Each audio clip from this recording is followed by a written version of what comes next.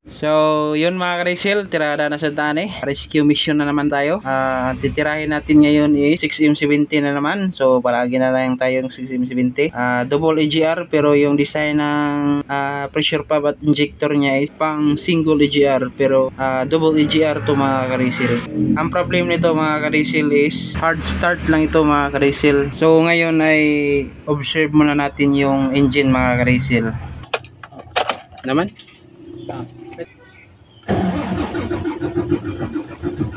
Boleh tu boleh ah. Ini kan target. Baru.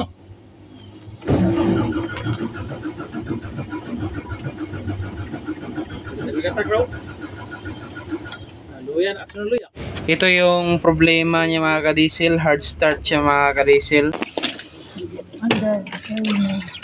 Basta yung starter ni. Pero kung gamitan natin ng electronic contact cleaner mga ka-Diesel ay aandar naman siya. Okay.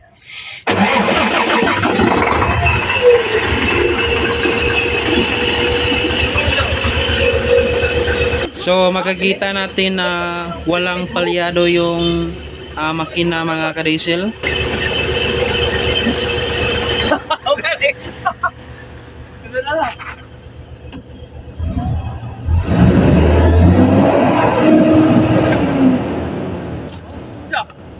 Isog man. Pero okay, pandaron. 4 yun. Cuman, tikam. Oh, ano yung sakit niya?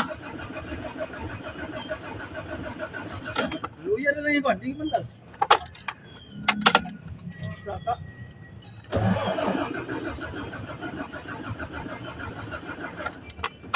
Wala ni.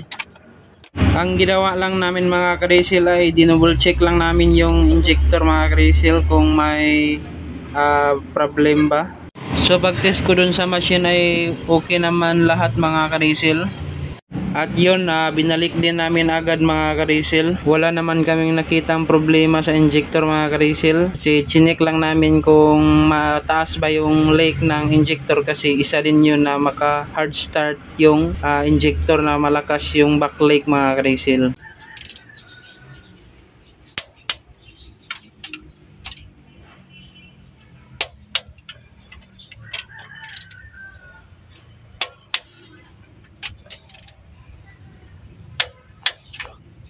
So yun mga ka-Diesel, kompleto na lahat.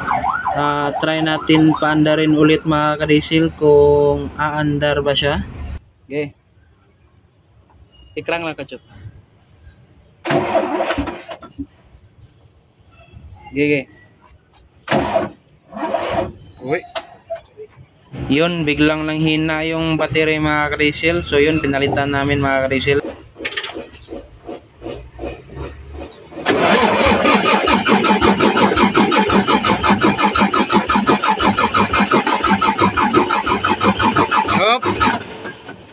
So yun, bleeding muna tayo, baka hanginon lang yung filter mga ka-Diesel.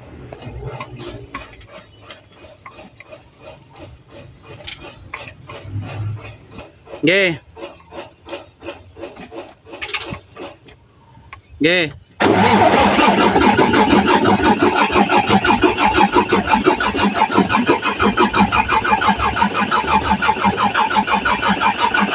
Hop. So yun, ayaw talaga mga ka-Diesel. So try natin i-start ulit. Try ya.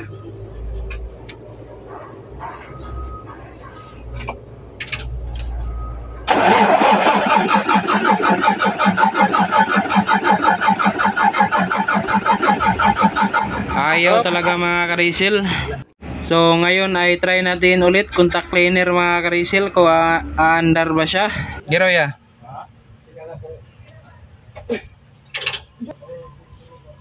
Okay.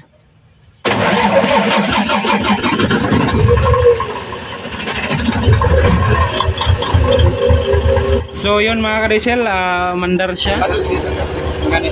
Patray ya. Patay. Start otro be.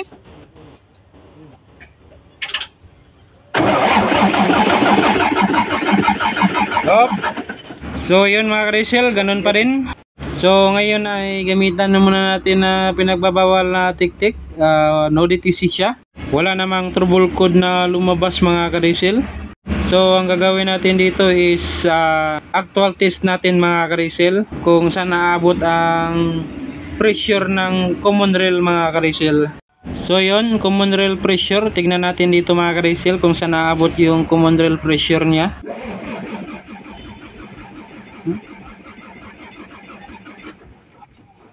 126 yung max niya mga ka-diesel, pero ang kaya niya is 2% lang. So malayo pa sa malayo mga ka-diesel. So ngayon mga ka-diesel ay tanggalin muna natin yung limiter ng common rail mga ka-diesel. So ito yun mga ka-diesel, oh. Ito na yun mga ka-diesel, ito yung limiter niya. So ang gagawin natin dito is try natin to palitan mga ka-diesel. Ano to? Ano to? Dala na ko.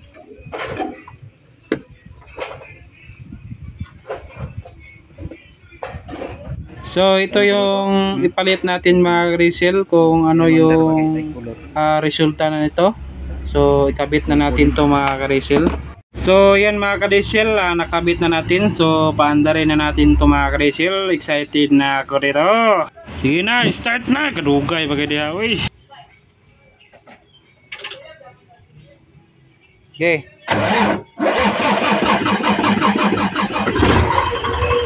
Tuara lagi. So yun mga ka-diesel, lumandar na. So hindi ko na ginimitan ng contact cleaner mga ka-diesel, andar na siya. So yun, observe natin sa taas mga ka-diesel. Start natin ulit.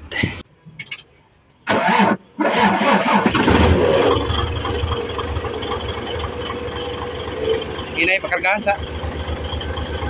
So yun, ibalik na natin yung bolt mga ka-diesel kasi okay na ito. So tignan muna natin dito sa itaas mga ka-diesel kung may check engine ba. Yun, wala naman mga ka-diesel.